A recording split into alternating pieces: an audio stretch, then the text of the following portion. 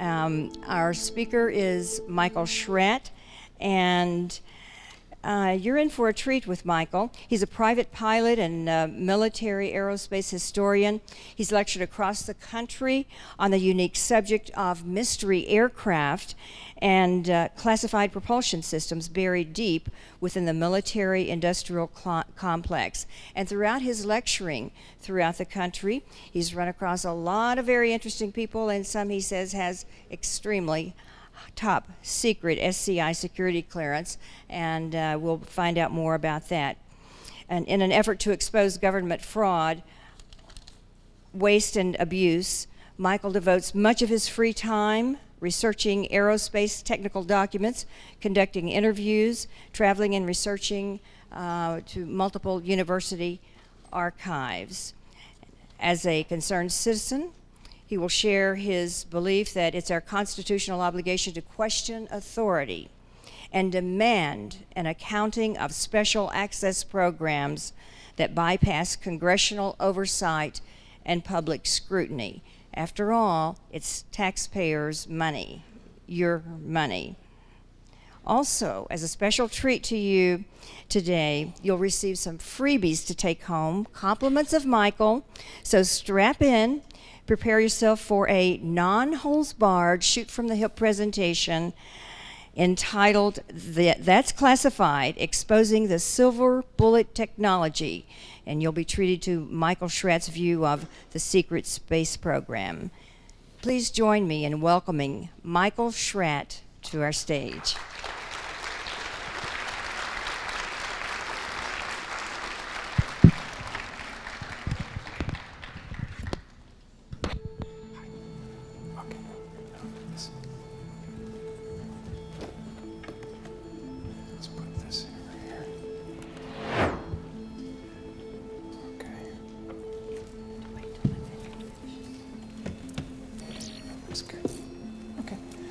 Well, good morning, everyone. I want to thank Jan Harzan for giving me the opportunity to join you.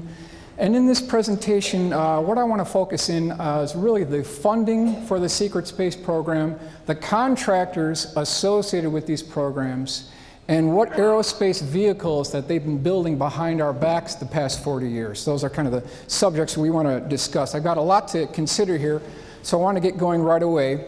And I want to start with an interesting statement by none other than our arch nemesis of ufology, Mr. Phil Klass. And just before he died, he issued this curse upon ufology, and it goes like this: no matter how long you live, you will never know any more about UFOs than you know today. You will never know any more about what UFOs really are or where they come from. You will never know any more about what the US government really knows about UFOs than you know today. As you lie on your own deathbed, you will be as mystified about UFOs as you are today, and you will remember this curse. So it's a pretty bold statement, right? It's a bit bold statement. However, he does make a point, because really, it's been 70 years since the beginning of the modern age of ufology. And what do we know now that we didn't know 70 years ago? We can make an argument that, we have made some breakthroughs, but do we really know what the origin of this phenomenon really is?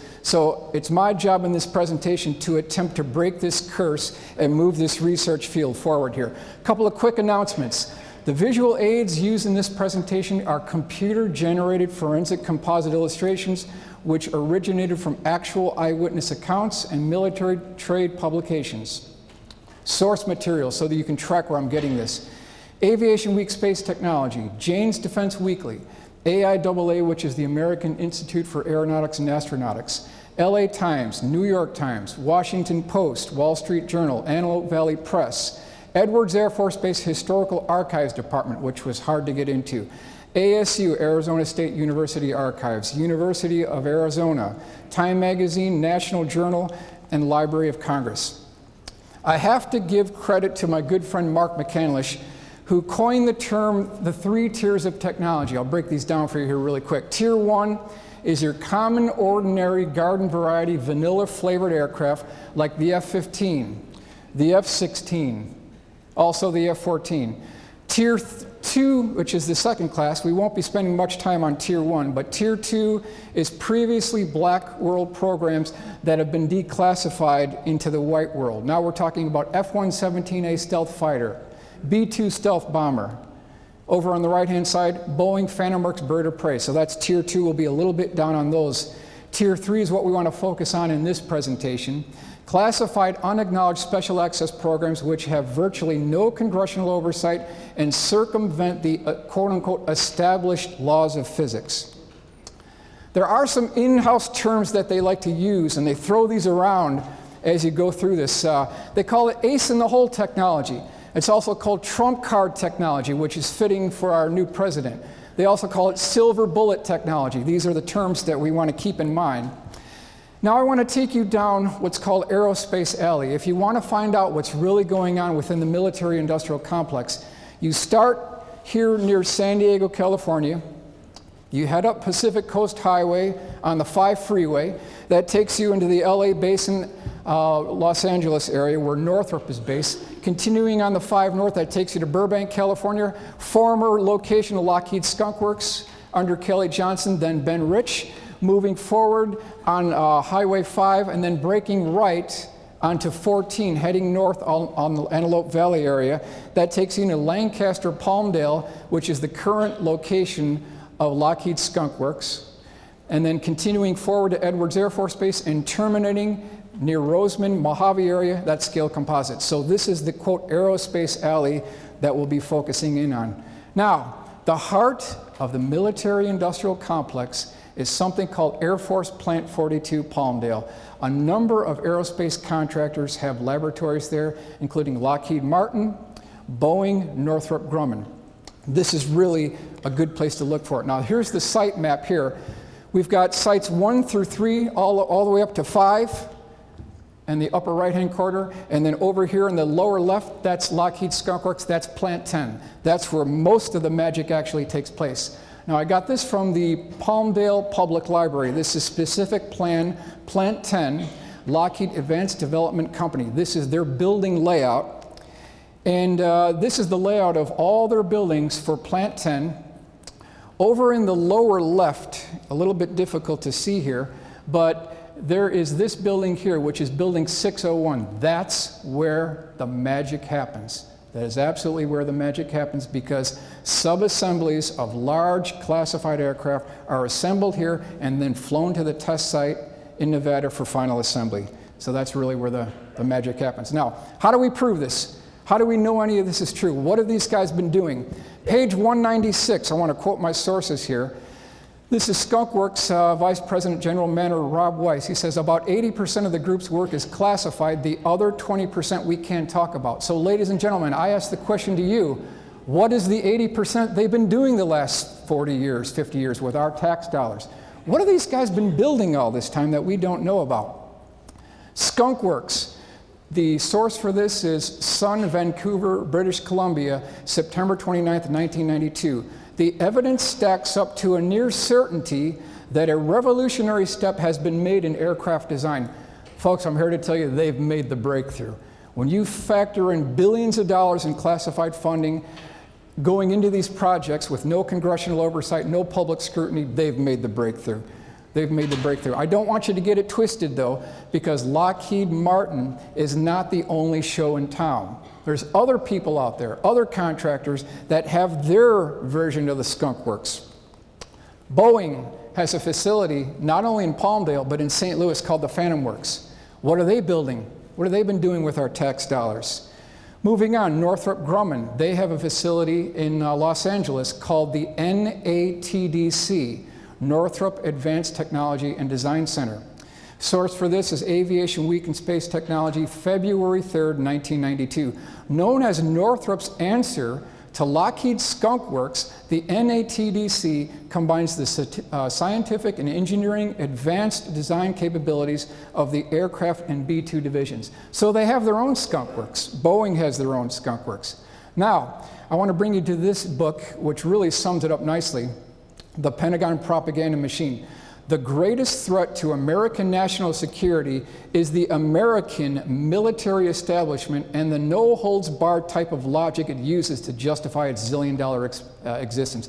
I can't think of a better way to sum this up. This is what we're up against, these billion-dollar contracts being funneled into the Pentagon.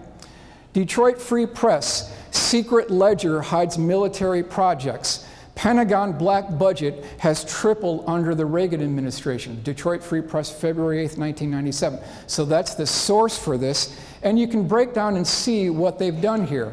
This is federal spending by category for fiscal year 1988. The growth of the black budget during the beginning of the Reagan administration was just over $500 million back in 1981. Near the end of the Reagan administration, 1988, 1989, it rose by over $9.122 billion. Federal spending by category, we're looking at agriculture, education, okay? We're spending $26 billion for education, agriculture. Transportation was $28 billion. But over here, Pentagon's black budget, $35 billion for fiscal year 1988, and then of which the Air Force procurement funding for fiscal year 1988 was $51.1 billion, of which $19.1 billion were classified programs with no congressional oversight.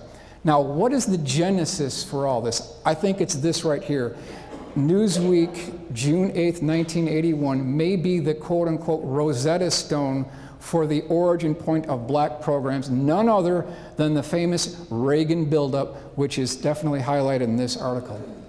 Even Aviation Week, the prestigious Aviation Week, they chimed in too, December 24th, 1990, I want to quote my source, 8 years of the Reagan administration in Washington were very good to the black world. So even they admit that these programs are extremely advanced. Now, question is, what can we as taxpayers do to examine this evidence and find out for ourselves how we can track these programs? Well, U.S. taxpayers have every right to question your leaders, and you have every right to walk right into the Library of Congress, and you can request this document, RDT&E Programs R1, Department of Defense budget for fiscal year 1994. This is submitted to Congress every January. There's 2 documents submitted. Number 1 is the classified version.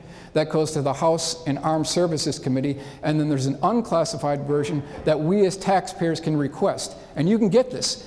You can go right into the Library of Congress and say, I want this one for January 2018 coming up, 2019, next year's, and they'll give it to you. They'll actually give it to you. Okay, moving on to this. Within this document, on the left-hand side, you'll see the program element numbers. In this rather boring document, they have program element numbers for the Army, the Navy, the Air Force, even the Marines. And as you start going through this document, they tell you the cost of these programs. But then, on the black programs, the cost actually starts dropping off the radar screen, like Forest Green, senior year operations. There's nothing there. They don't tell you how much was spent on the program. So the bottom line is, you take the total amount, you subtract the knowns, and what you're left with is the black program world that we're talking about here today. Now, a couple other examples. Defense Daily, July 14th, 1988. Here we've got Copper Coast, Omega, Theme Castle, Senior Citizen, Senior Year, Forest Green. All of these are classified programs. The important thing to remember when you're dealing with these type programs is the shorter the code name, the more classified the program. So when you have Senior Trend, and then you have Rosetta, Rosetta would be more classified than Senior Trend.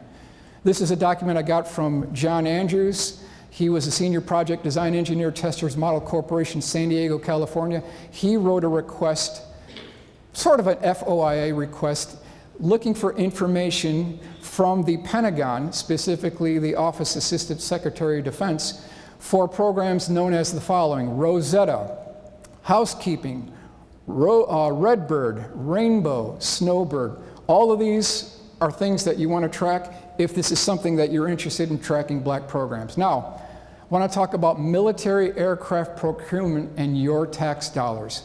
What have these guys been doing all this time? Editorials on file. Remember the reports of 600 toilet seat covers, $400 hammers, $300 screwdrivers. Where's the money going for these projects? What are these guys actually doing?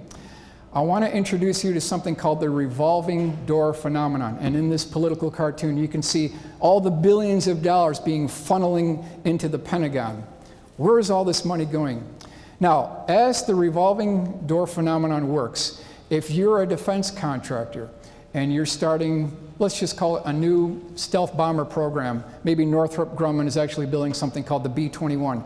How are you going to win that contract? Well, you would wine and dine the high-level military brass at the Pentagon, right? You would wine and dine these. You give these guys kickbacks and all this great stuff.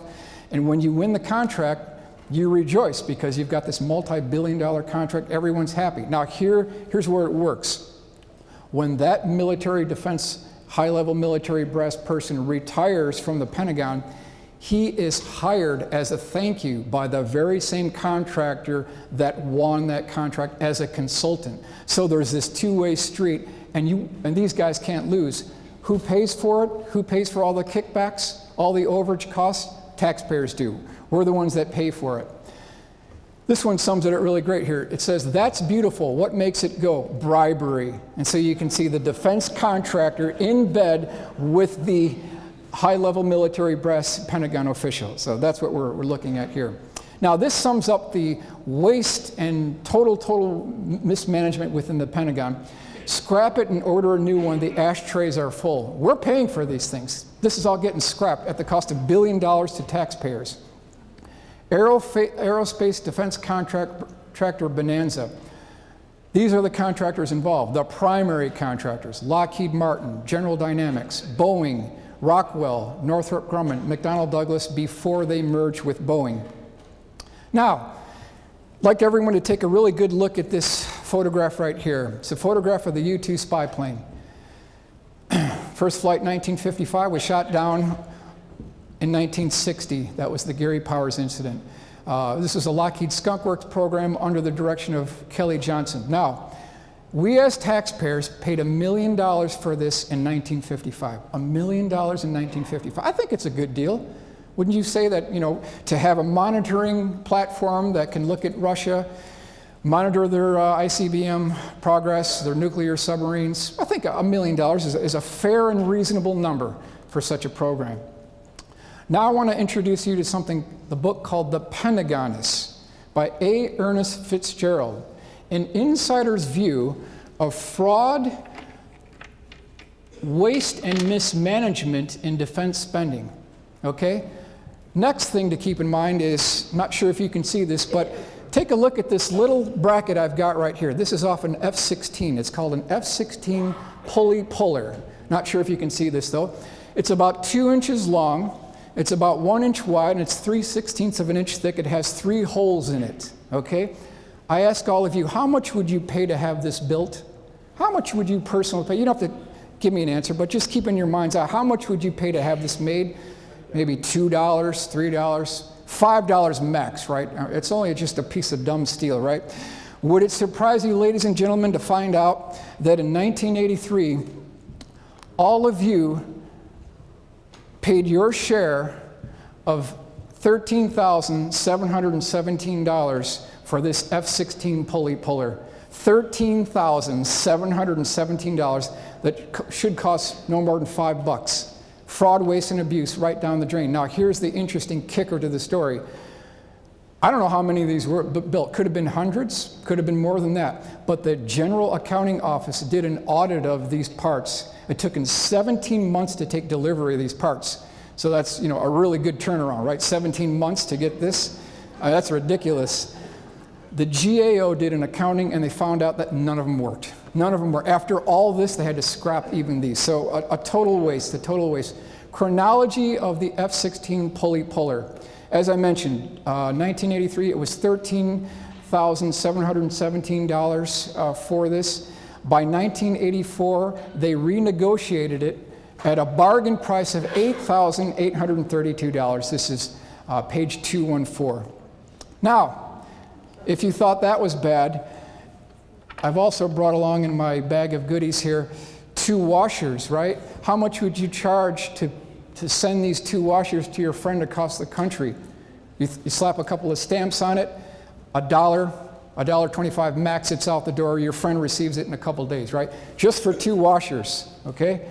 Now we find out via Washington Post, defense contractor was paid $1 million to ship 2 washers. And it goes on and on and on. I mean, I've just highlighted a few stories here, a few of these horror stories. At the cost of billions of dollars. You throw $1 billion here, $1 billion there, you sweep another $10 million under the rug, and it just starts adding up. These programs are just going off the rails. American taxpayers were charged $9,606 for a 12-cent Allen wrench. The Pentagon is page 211. Another good example of fraud, waste, and abuse. How about the coffee maker on the C5? That cost taxpayers $7,622. How many of these were made? I don't know the answer to that, but again, just a good example here. Audit of Pentagon spending finds $70 billion in waste. New York Times, March 30th, 2011. So I hope I've demonstrated that, these programs are just going way off the radar screen here. Lockheed Martin, one of the biggest offenders of fraud, waste, and abuse, $412 million per F-22. Keep that in mind, because as we've shown you before, back in 1955, the U-2 spy plane costed only $1 million. So are you telling me that we could have bought 412 U-2 spy planes for the cost of 1 F-22? Yes, ladies and gentlemen, that's what I'm telling you. Problem-plagued plane hits ISIS. F-22 goes into combat. Source is CNN, September 24th, 2014. The problem-plagued F-22 Raptor took part in its first combat mission Monday night, hitting ISIS targets in Syria. The price tag for those jets, which were in development for over decades, is a staggering $412 million each, triple its expected cost according to the Government Accounting Office. Just an unbelievable amount. 648 F-22s were planned. They only built 195. So one of the reasons why these things are so expensive is because when the cost goes so high, it's dependent on the bid, the amount of aircraft produced, right? Obviously, logic alone would tell you that if you've already sunk in the research and development on the aircraft to begin with, you're never going to get that money back if there's a low number of aircraft being built. Next big offender is the Northrop B-2 stealth bomber, rolled out November 22nd, 1988 in Palmdale. This was $21.9 billion procurement spending for research and development by the rollout. That's the key.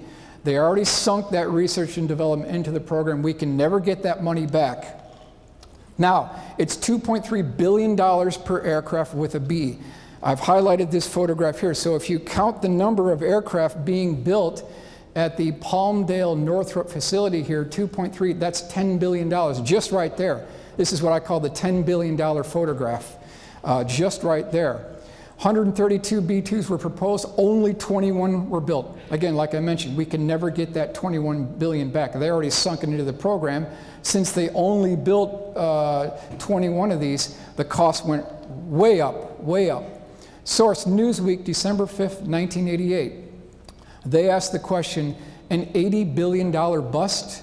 Backers say the stealth will be a mainstay of U.S. strategy, but critics charge the bomber's mission will be limited and its costs will be far too high. Now, I want to give you the concept of slow creeping costs on the B-2 stealth bomber. So here, near the beginning, it was $274 million per plane. Then in 1990, it went to 530. 1991, it was $864 million per aircraft. This is per aircraft.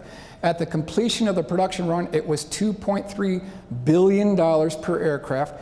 And this is an interesting section right here. Time magazine, July 31st, 1999, worth its weight in gold. House Armed Services Committee Chairman Les Aspin estimates that the eventual cost of the stealth bomber will be $1.058 billion. At that price, the 70-ton B-2, weighing equivalent to 2 million troy ounces, would cost more than its own weight in gold. Just an incredible number. Now, if you thought the B-2 was the big offender of taxpayer waste and spending and mismanagement, we have a new poster child, ladies and gentlemen. and it is the F-35. This program is so costly, they actually gave it a name. They call it the plane that broke the Pentagon's back. It is so costly. I mean, we thought the B-2 was a great example. With this program, it's off the charts. 60 Minutes. F-35 is 8 years behind schedule, $163 billion over budget. How do you get $163 billion over budget? And they don't even get a slap on the wrist, right? If we're even 1 day late submitting our taxes, the IRS will find you. They will track you. They'll track you to the Amazon jungle and they'll find you. But the defense contractors, well, they get a slide. They get to go through. How much does the F-35 cost? There's 3 different models. $355 million for the Navy version, which is the F-35. And just so you don't think I'm making this up, here's the actual cost breakdown. For the F-35, fiscal year 2015 dollars, it was $355 million per aircraft. Now, how do we put that into perspective? That's something that we can understand. Source, ECN News, 8414. They say here, I'm sure this comes as no surprise, but the F-35 Joint Strike Fighter is expensive, very expensive. So expensive that according to one estimate, the money spent on the program could buy every homeless person in the US a $600,000 mansion. That's what we're dealing with here. That's what we're dealing with here. This is the question I ask, are some black programs nothing more than a cover to hide the funding of even deeper USAP or unacknowledged special access programs? So are these a sacrificial lamb for even deeper black programs? How much does it cost to operate these aircraft? We'll rip through this kind of quickly here. B-1 bomber, $57,000 and change per hour. F-22, $68,000 and change. B-52 is $69,708 per hour.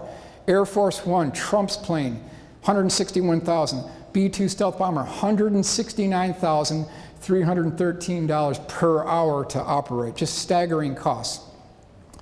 Now let's continue on to some of the more advanced programs. We won't read the whole thing here, but this Aviation Week Space Technology, November 11th, 1991. 2 unusually loud sonic booms heard along the west coast from San Diego to north of Los Angeles, California, have been produced by high-flying classified aircraft returning to test ranges in Nevada.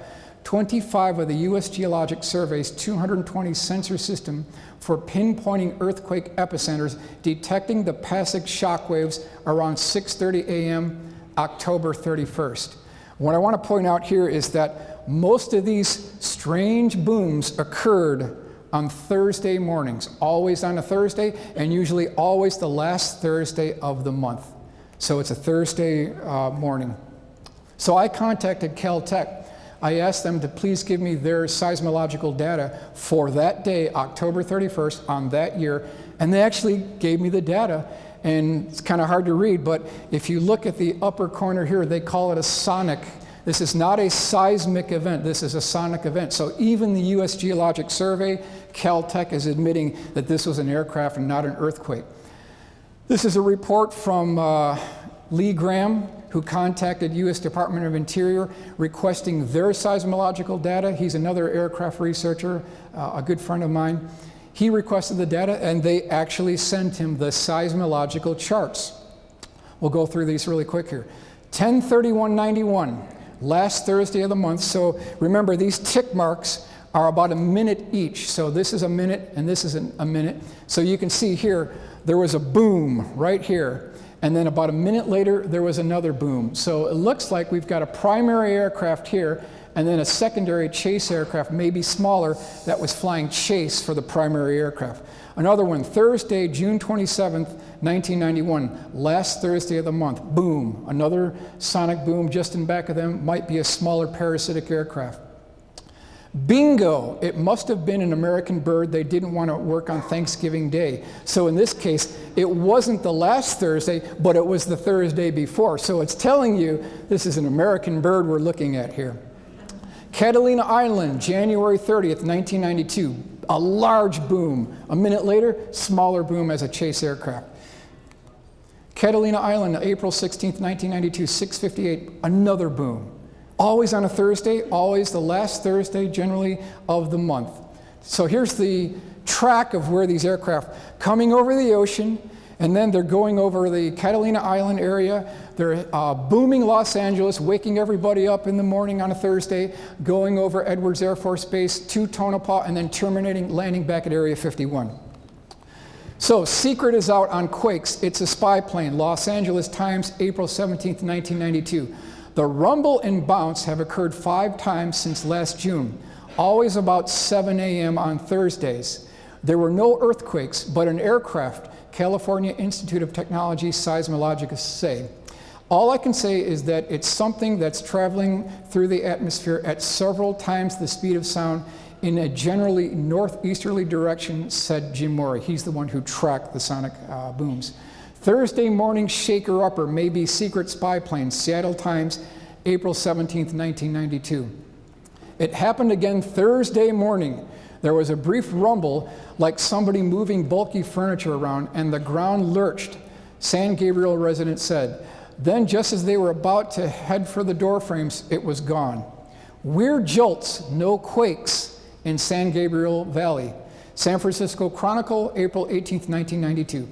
Analysts from Jane's Defense Weekly, the widely respected military periodical, say that the Thursday morning phenomenon could be a top secret new spy plane dubbed the Aurora that can fly up to 6 times the speed of sound, or about 4,000 miles an hour. So the real question that we should ask is, why Thursdays? Again and again and again. Why a Thursday? Well, it makes sense on a Thursday because when you're in the classified world of aircraft test flight, Monday, Tuesday, Wednesday is a pre-flight, right? Thursday is the test flight. Friday is debrief. Saturday, Sunday, no one at the base, right? So that's why Thursday is predominantly used for the testing of classified aircraft. Now let me get you through a mission profile. Let me show you what the flight profile of these aircraft may be. If you, according to my good friend Jim Goodall, who's another black aircraft researcher, he believes that these aircraft are nuclear proliferation monitoring aircraft. That's what these aircraft are. Here's the mission flight profile. You get everything ready at Area 51, Groom Lake. You line up with your Aurora spy plane. You take off from Groom Lake under a mothership, which is a 2-stage to orbit space plane. You take up a magnetic 350-degree heading, you fly over Alaska. Now you're over at this location here, you're flying above Russia. So at this point, you'd pour the coals to this thing, right? You're screaming across the top of Russia. Over here, you'll make a 90-degree left-hand turn heading south. Remember, it takes 3 states to turn this thing. It's not something you can turn on a dime, so we're talking about hundreds of miles here on a turn. You make a left-hand turn, now you're heading south. You're over here at the Middle East. You're tracking for nuclear proliferation at the Middle East. You get down south of the Middle East, you make another left-hand turn. Now you're flying over China. You want to pour the coals to it here, so we're looking at Mach 6, Mach 12, Mach 14 right over here, southern of China. Now you're over here by Hawaii. You cross Hawaii, make a little bit of a left-hand turn at Hawaii, end up back at Area 51. Keep in mind, folks, all of this can be done in under 3 hours. They can be anywhere in the world less than 3 hours with this type program, with our tax dollars. What is this program? I have to give credit to Bill Scott, who's the former Rocky Mountain editor at Aviation Week Space Technology. He spent 8 years tracking down this aircraft. It wasn't called Aurora, but one program under the umbrella of these hypersonic vehicles may be something called Black Star. This is a 2-stage to orbit space plane, and the research and development on this program really got going after the January 28th, 1986 Challenger explosion, where we lost 7 astronauts, including school teacher Krista McCullough. So that was where it really started going, because prior to that, the space shuttle, our American space shuttle, was used as a military asset to launch a lot of these classified satellites, assets within the Space Command, NORAD. They were using this Keyhole satellites, National Reconnaissance Office. These were launched by the space shuttle. Our tax dollars were paying for these, but when the Challenger blew up, the Air Force was out of business. So an urgent call went out to the defense contractors, Boeing, Lockheed Martin, Rockwell, McDonnell Douglas, to build us a very rapid response two-stage to orbit spaceplane that could launch a small military payload or be used as a reconnaissance aircraft. This is what the aircraft looked like. It looked very similar to the 1960s vintage XB-70 built by North American Aviation, later Rockwell. The aircraft is 200 feet in length for the large aircraft. The mothership, it has a 120-foot wingspan. It has 16-foot tall winglets at the terminating part of the wings. It uses a splitter XB-70 air intake on the lower portion of the mothership, and that's for the using of the launching of the parasitic aircraft off the belly of the mothership. Any evidence to prove this? We've got US patent number 4,802,639 from Northrop that was published here in 1989, right around the right time frame. What they're showing is a slightly different configuration, but they're showing a two-stage to orbit spaceplane with this relieved section on the bottom where the parasitic aircraft can tuck up inside. And you can see it's just like taking an ice cream scooper to the bottom of the mothership, bringing out all that material, allowing you to fit this other aircraft on the bottom side here. Now, this is an incident that it certainly looks to be the case. This certainly appears to be a true case. This was February 22nd, 1994. That was the date on the letter from John Andrews. Again, he was Senior Project Design Engineer, Testers Model Corporation. Now, here's what he said here. This is to Pete Ames, Secretary Air Force Acquisitions for the Pentagon. The place was Kadena Air Force Base. The weekend of 12-13 February 1994. Initiating action. Emergency call from manned aircraft to expedite recovery at Kadena Air Force Base coming from north. Track speed at Mach 4.2. This is way faster than the SR-71. Mach 4.2. Diversions for other aircraft in area. Process. Aircraft recovered and quickly placed in secure hangar. Red 3 lockdown declared at base. Other pilots landing kept and slept in ready quarters. One white-gray C-5 launched from Holloman, rapidly 3 days of lockdown. So what they're talking about here is a mission involving what we believe the Black Star program, where the parasitic aircraft launched for the mothership, and there was some kind of an incident where the top of the parasitic aircraft smashed up against the bottom of the mothership, and they had to make an emergency landing at Kadena Air Force Base. What did the aircraft look like? The smaller aircraft has two different sizes. There's one that's 60 to 65 feet in length. There's another one that's 90 feet in length that has a crew of one. What's the propulsion system?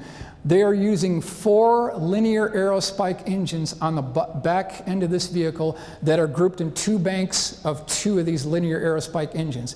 It uses a modified gel boron fuel that has the consistency of toothpaste. That's the kind of fuel they're using. Top speed of this aircraft is right around Mach 20. That's roughly 17,500 miles an hour. It also uses these replaceable shotgun shells on the back side of the vehicle as well for something that can be used as a solid rocket booster. The mothership, as I mentioned before, was 200 feet in length. It has a 120-foot wingspan. This is used as the carrier aircraft. This is the aircraft that would be taking off from Area 51 once they got over Alaska. They would airdrop the parasitic aircraft.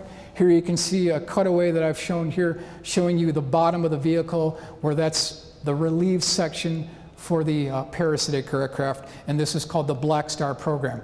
Now, credit has to go to Tom Bogan, good friend of mine, for doing this beautiful, never-before-seen illustration of what the unloading looked like or may have looked like at Holloman Air Force Base. Now, keep in mind, a transient F-15 pilot was about a little less than a quarter mile away at Holloman and saw this whole thing going on. He saw this parasitic aircraft being unloaded from this gigantic, massive C-5 Galaxy transport that you see here. The sides of this C-5 that you can see right here, it has these blister cheeks called chipmunk cheeks that are another 8 feet out from the side of the C-5 that was used to fit not only satellites and rockets, but also these parasitic aircraft and classified aircraft. That was placed inside the C-5 at Kadena, and then they flew it right back to Holloman Air Force Base. This set of illustrations was based off of the F-15 pilot who saw the whole thing taking place. Now, I want to talk about and focus in a little bit about the historical legacy of gravity research. I don't like to read too much during a PowerPoint, but I thought it was important that we really pin this down hard because I'm not going to let these guys get away with this. Now, Amarillo Daily News, November 26, 1955. Aircraft industry firms now participating or actively interested in gravity include the Glenn L. Martin Company of Baltimore, Convair of San Diego, Bell Aircraft of Buffalo, New York, Sikorsky Division of United Aircraft, Lear Incorporated, where have we heard that before? John Lear's father, William Lear, was involved. Santa Monica, Clark Electronics of Palm Springs, Sperry Gyroscope of Great Neck, Long Island. Amarillo Daily News, November 29th, 1955. Here they say, spaceship marvels seen if science can outwit gravity. Great speeds likely held without jolt. Many in America's aircraft and electronic industries are excited over the possibility of using its magnetic and gravitational fields, which as a medium of support for amazing flying vehicles, which will not depend on the air for lift. Spaceships capable of accelerating in a few seconds to speeds many thousands of miles per hour and making sudden changes of course at these speeds without subjecting their passengers to the so-called G-forces caused by gravity's pull are also envisioned. So right here, ladies and gentlemen, in their own newspaper reports, they're talking about gravity applications, gravity breakthroughs, and craft that can make these 90-degree right angle turns, and the pilots feel no G's back in 1955. So the reference works are bearing this out. Conquest of gravity, aim of top scientists, Council Bluffs, 11/27/55. One almost fantastic possibility is that if gravity can be understood scientifically and negated or neutralized in some relatively inexpensive manner, it will be possible to build aircraft, Earth satellites, and even spaceships that will move swiftly into outer space without strain beyond the pull of Earth's gravity. They will not have to wrench themselves away through the brute force of powerful rockets and through expenditure of expensive chemical fuels.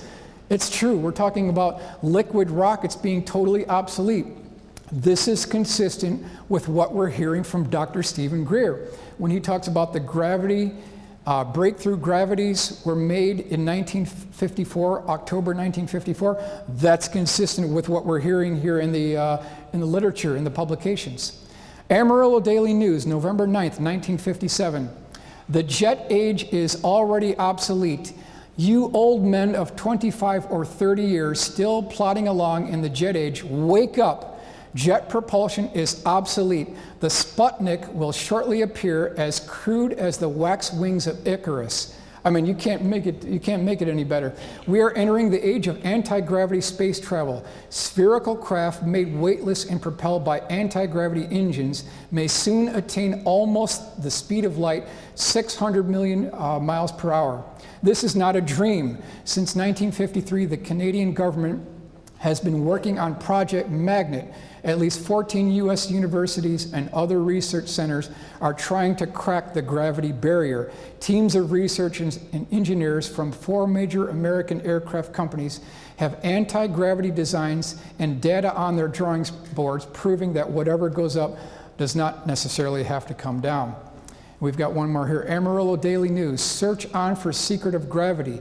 The initial steps of an almost incredible program to solve the secret of gravity and universal gravitation are being taken today in many of American top scientific laboratories. A number of major long-established companies in the United States aircraft and electronics industries are also involved in gravity research. Scientists in general bracket gravity with life itself as the greatest unsolved mystery in the universe. So again and again, the newspaper reports are telling us that the breakthrough in gravity research was done in the mid-1950s. This is exactly what Stephen Greer is telling us. Then I ran across this document here, Electricity for Space Exploration, published by Ryan Aerospace, February 1962. If you look closely at this rough black and white photograph, what do you see? You see these high voltage electrical Tesla coils. This is something that Mark McCandlish is going to be talking about as one of the primary functions of the alien reproduction vehicle, one of the integral parts of the propulsion system. So, what was Ryan Aerospace proposing? What did they have on their drawing boards back in 1962?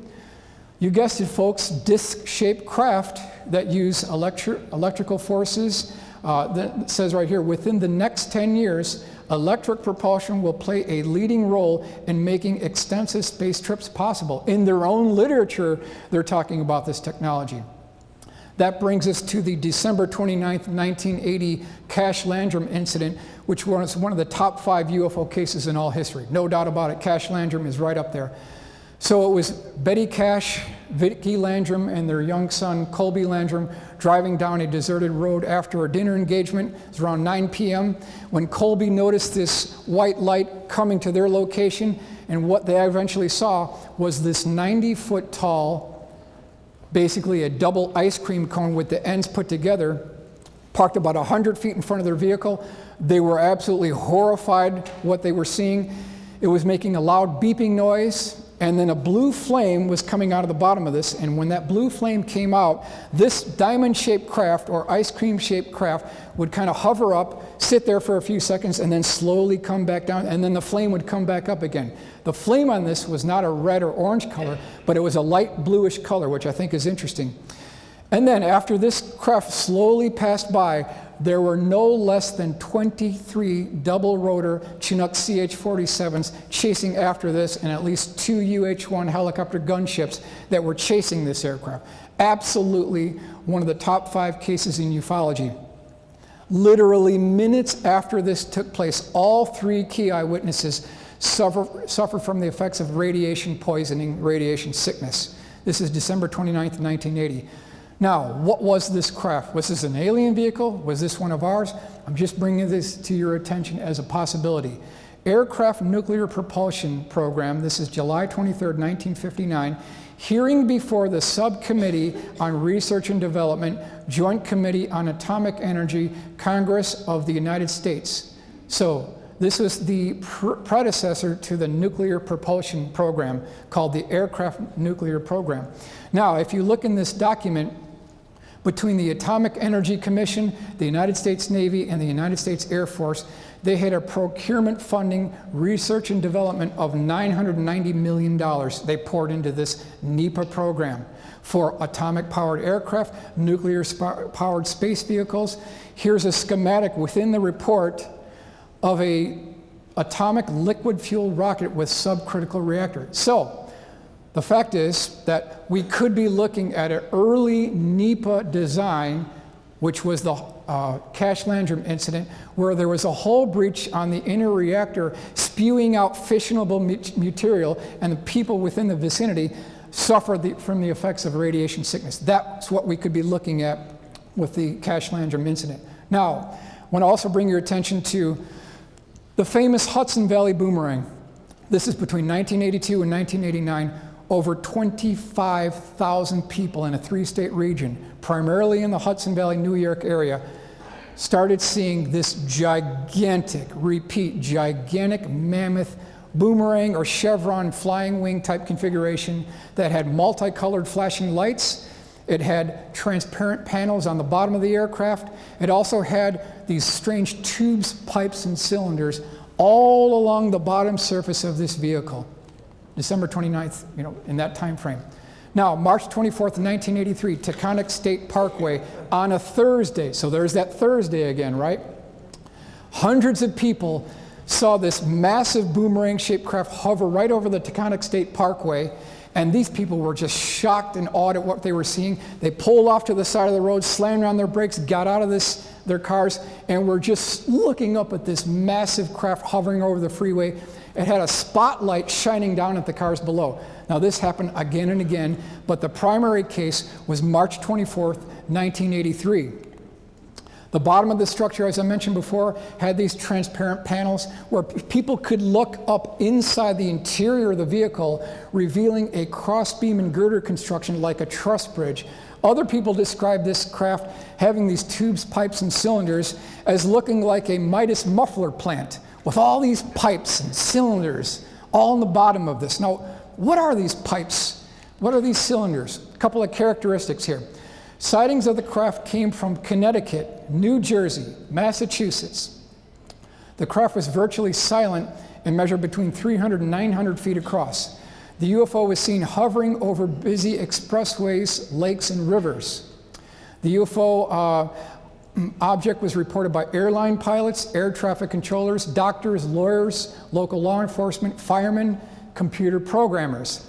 The craft appeared to have an industrial steel structural girder and crossbeam construction like a truss bridge. I cannot stress that last point enough, because this is a tapestry, this is a legacy that we see stitched through so many of these UFO cases again and again.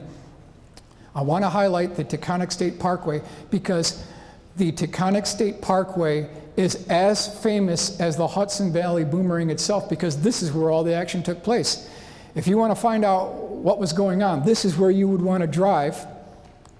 And I've got a map here that shows you on this is March 24th, 1983, where this craft started here in Millwood, worked its way north along the Taconic State Parkway, was making this zigzag maneuver all the way north, and then kind of terminating here at Yorktown Heights. I will mention that it was hugging the Taconic State Parkway as it was going up there, and it was making these flat 180-degree turns like it was on a pinwheel, like it was on a turntable, right? Like a record player, like someone took a number 2 pencil, went right through the vertical axis, and between their thumb and index finger rotated this thing. So it wasn't this banking turn like we would see on a B-2, it was this flat 180-degree turn like a pinwheel. So instead of just showing you a photo, I've made a scale model of what this thing looked like. So as this thing is going over the Taconic State Parkway, it wasn't making this bank turn, ladies and gentlemen. It was doing one of these numbers, flat turn, like on a vertical axis. I'm here to tell you right now, ladies and gentlemen, you're not going to get that flight characteristic with planes flying in formation. Not going to happen. It's just not going to happen. I'm going to show you why. But keep in mind that this is the flight characteristic of the Hudson Valley Boomerang. This is the set of blueprints that I designed that allows you to build the Hudson Valley Boomerang. And if you would like a copy of these blueprints, I've got one for everyone here. You can build your own UFO, you can have your kids build one, and you can actually have one based on an actual case. This is the final version right here. Now, what was that bright colored object reported in area skies on Thursday? The object was seen from White Plains, New York to as far north as Yorktown. One witness described seeing alternating colors between white and green as the object zigzagged across the sky toward the north. A couple of quick characteristics on the March 24th, 1983 sighting. Hundreds of witnesses from Westchester to Putnam saw the unknown craft. Between 8:30 and 10:30 p.m., police switchboards were jammed with frantic calls from local residents. At the intersection of routes 202 and 35, traffic was halted in a tangled jam as motorists stopped, got out of their cars, and looked up at the object. Over the Taconic Parkway, motorists stopped in groups to observe the object hovering above the treetops. Witnesses reported a large, slow-moving, silent V-shape of multicolored lights that cruised in a looping pattern over Yorktown, Somers, and Carmel for more than an hour. So, keep in mind, this is March 24th, 1983. Ladies and gentlemen, what happened exactly 24 hours before the huge Hudson Valley Boomerang sighting? It was none other than the Ronald Reagan address to the nations, where he outlined the SDI, or Star Wars program. Not 24 hours later, we have this huge sighting over the Taconic State Parkway. I asked the question, is there a connection between the funding for SDI and the Hudson Valley Boomerang? We want to explore that. Now, we could be looking at two scenarios here. Basically, there's two camps of research. Number one, the object was a genuine UFO, which could have a subheading extraterrestrial. Number two, the sighting could be explained by a group of stunt pilots based out of Stormville Airport called the Stormville Flyers. That includes ultralights and small engine planes, Cessna 152, 172. But is there a third option? Is there a third option? Some, but not all, sightings in Danbury, Connecticut were attributed to small single-engine Cessna 152 aircraft flying in formation. It's true. There were some sightings of these aircraft flying in formation. However, those who saw both the planes and the genuine Hudson Valley boomerang could immediately tell the difference. That's the key that we want to focus in on here. Here's April 26, 1983, Danbury, Connecticut. This is page 47 from Night Siege. I saw 5 planes flying together in formation around this field. They were trying to pull a hoax. I stopped at the rest area, got out of my car, and sat at a picnic bench to watch them. They would all turn their lights on from red to white. Those were the only lights they had. They were all around this valley. The first object I saw definitely wasn't a plane. Now, Discover Magazine, November 1984, tried to explain all the sightings. Even the local law enforcement, ATC, tried to explain all the sightings as a group of stunt pilots flying in formation. Here they say loose groupings of planes became tight formations with as little as 6 inches between wingtips. So I ask you, ladies and gentlemen, would you want to fly in a formation of aircraft hoaxing a UFO at night 6 inches from the other aircraft? I wouldn't want to do it. If there's any kind of a variation, you're going to hit the wing of another aircraft. You could have a mid-air collision and you'll both crash. I wouldn't want to do it. But to drive the point home even further, I put together this diagram here. Stormville flyers. If you've got straight and level flight, yeah, you could hold position, plus or minus a foot, maybe 2. It's not too hard, so it seems pretty easy to hold formation if you were faking a UFO, right? But here, it gets difficult, right? If you're making a left turn, right, logic alone, physics alone would tell you that the aircraft on the outer right-hand side, to follow the path of the lead pilot, they have to speed up, okay? But the pilots on the left, they have to slow down so that everybody stays in formation, right? You're not going to get that rock solid. But the clincher to this is when you go to the next level, when you do this flat 180-degree turn, hovering, here's where it goes way off the radar screen, because the pilots on the left have to make a left advancement. Pilots on the right have to go up and to the left. Pilots on the left have to go back and to the right. What happens to an airplane wing when it flies backwards? It loses lift, it falls off. It just completely falls out of the air. It'll crash and kill the pilot. So keep in mind, this is all happening at treetop level, at 60 feet. When you stall a plane at 60 feet, you're gonna die right there. There's no question. It's gonna be a burned up flame piece of wrecking aircraft. It's never gonna happen. The only thing that works, that answers the question, is a single object making this flat 180-degree turn like the lights were embedded in solid concrete. Can't get that with planes flying in formation. Only this configuration answers that question. A single type vehicle where all the lights are embedded on the bottom of the craft. That's the only thing that's consistent, which actually answers the question if you really look at it here. So, they've been trying to fool us for years. We're just not going to be fooled anymore. We know that planes were involved. They don't explain everything because the eyewitnesses talk about that. This is summed up here by Abraham Lincoln. You may fool all the people some of the time. You can even fool some of the people all of the time, but you can't fool all of the people all of the time. We won't be fooled anymore, folks. We just won't be fooled. We know that there was something else involved. June 19th, 1984, Peekskill, New York. Interesting sighting here. Sources, Night Siege, page 88. Gentleman says here, Norman Morsey, he says, the object itself looked very thin, like a bridge. Here's that bridge again. You could see right through the side of this thing. There was nothing there. There was like cross gutters across it. I saw structure on the top and bottom part, and in between was hollow. I could see right through it. The center was hollow. The only solid part was the top and bottom. Here's another one in Katona, New York, page 89. There were tons of lights. My daughter, who is 9, was with me. She described it as a huge Ferris wheel on its side. There was a regular airplane coming toward it, but these lights were so different. The airplane looked so tiny compared to what we saw. One of the primary eyewitnesses on the Hudson Valley boomerang case is Dennis Sant. He had a very close sighting. Philadelphia Inquirer, here's what he had to say about it. As it hovered, I could make out dark, smoky colored metallic beams underneath. Huge, huge beams. So here's this flying object that had cross-beam and girder construction, slowly flying over the Taconic State Parkway, over rivers, over lakes, over streams, over populated traffic areas. UFOs amaze experts, chill state residents. On the night of July 12, 1984, a huge boomerang-shaped object the size of a football field was seen floating over Danbury, Connecticut, which had multicolored red, yellow, and blue lights. Some witnesses reported the object shot spotlights onto the ground. We've heard that before as well. Here's one. As I watched, the lights started to turn very slowly, as if on a wheel, like a pinwheel or like a Ferris wheel.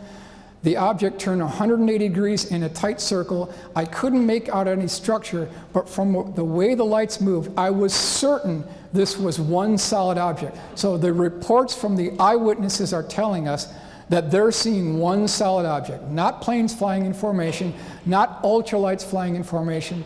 Ultralights by the FAA's own regulations are banned from flying 30 minutes after sunset. So we know it wasn't ultralights, no question about it. These searchlights that these craft were beaming down moved across the surface of the pond as if the object were looking for something. These lights were very bright. I stopped my car to watch. As I was watching the object sweep the beams of light across the water, I could hear a faint whooshing sound. That's something we've heard too. This low-frequency humming electrical transformer like a sewing machine. We've heard this before as well. This one's really good. March 24th, 1983, Blair Cliff, New York, page 42. There were about 20 lights. The object hovered for a while, then streaked from one end of the sky to the other, then back again in a split second, and then it hovered. And then the eyewitness says, as it passed in front of the moon, and I could see a massive superstructure that seemed to be enormous, 6 stories or more high, very heavy. It suddenly moved and disappeared. So again, we've seen this again and again, this cross-beam and girder construction. Another primary eyewitness was a woman named Monique O'Driscoll. She factors into this case very much so. Here's what she said. This is Philadelphia Inquirer, September 28th, 1984. I could see the underbelly part. It's solid. It had metal type work like cross beams and tubular things hanging down here and there. I was so close that I could have thrown a ball and hit it. That's what she said. So here again, we're hearing about these smoky colored beams, cross beam and girder construction from multiple eyewitnesses. February 26, 1983, she was driving home with her daughter, which was also named Monique, when they saw this craft fly basically directly over her location. This is a kind of an advanced colored version that I did, showing you the first pass of what this aircraft actually looked like. This is as it passed overhead. Credit has to go to my good friend Tom Bogan for putting this illustration together. And what she saw were these tubes, pipes, and cylinders flying directly over her location. Her daughter saw this first at Kent, New York, and so Monique slammed on the gas pedal and tried to chase this object and beat it to an area near Kent called White Pond, where the pond was completely frozen, totally iced over. As soon as this V-shaped craft went right over the windshield of her car, it started flashing these multicolored lights.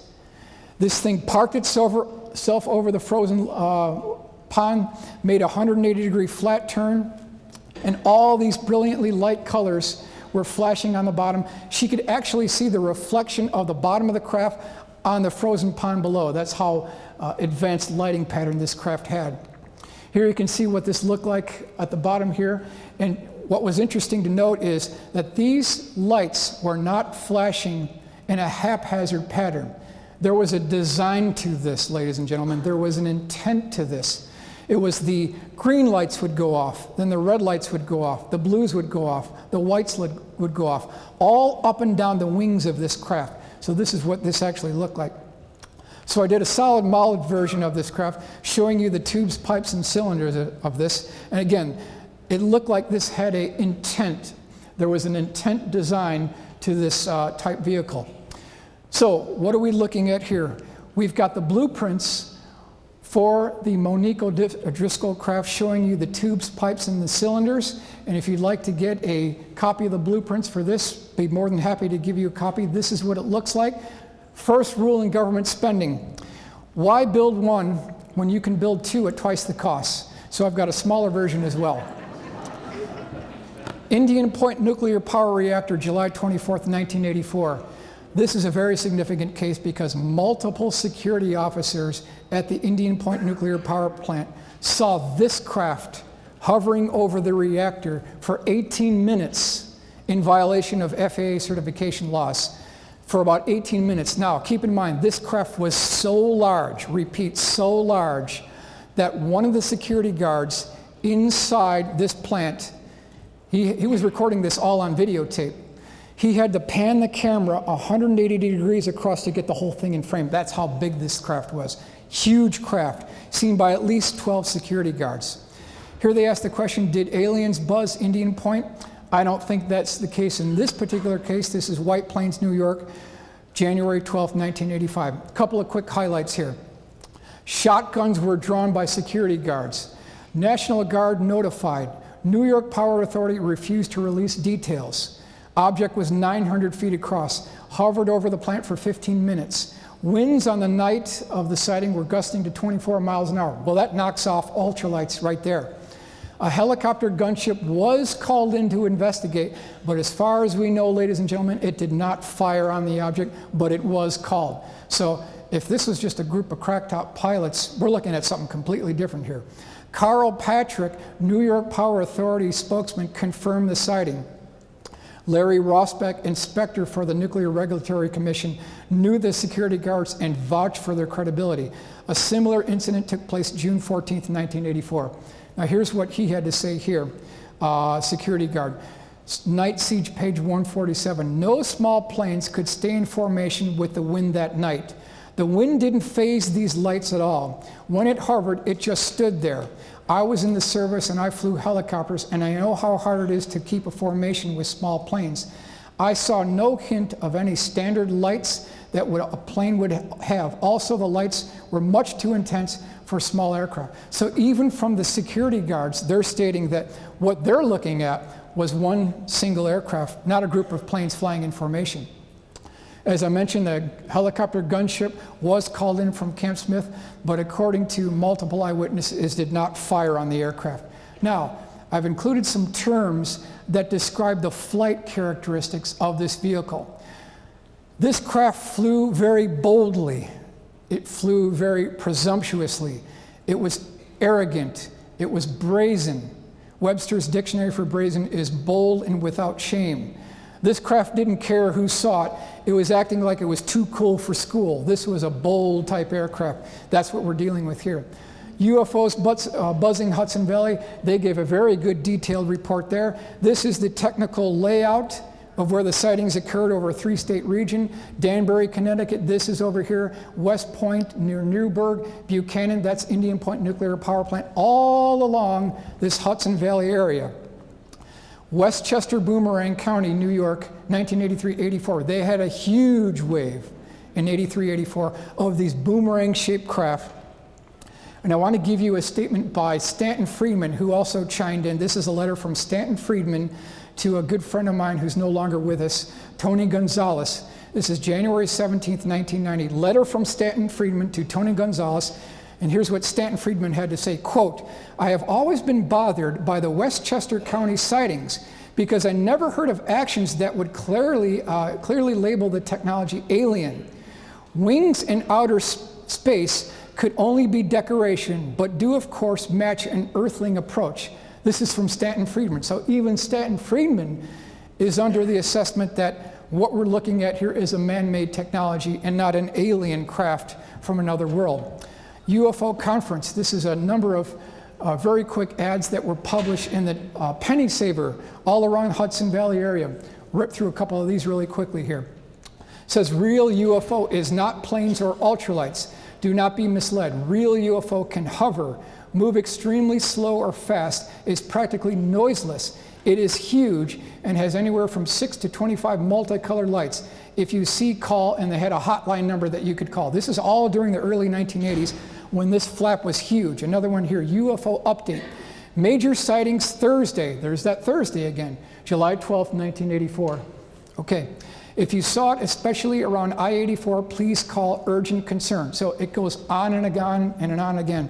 So what I'm trying to basically highlight, ladies and gentlemen, in this presentation is that our tax dollars have absolutely been used for generating a number of these classified aircraft that mimic the form, fit, and function of what we may think as extraterrestrial UFOs, when it's in point of fact, it is our own deep black programs.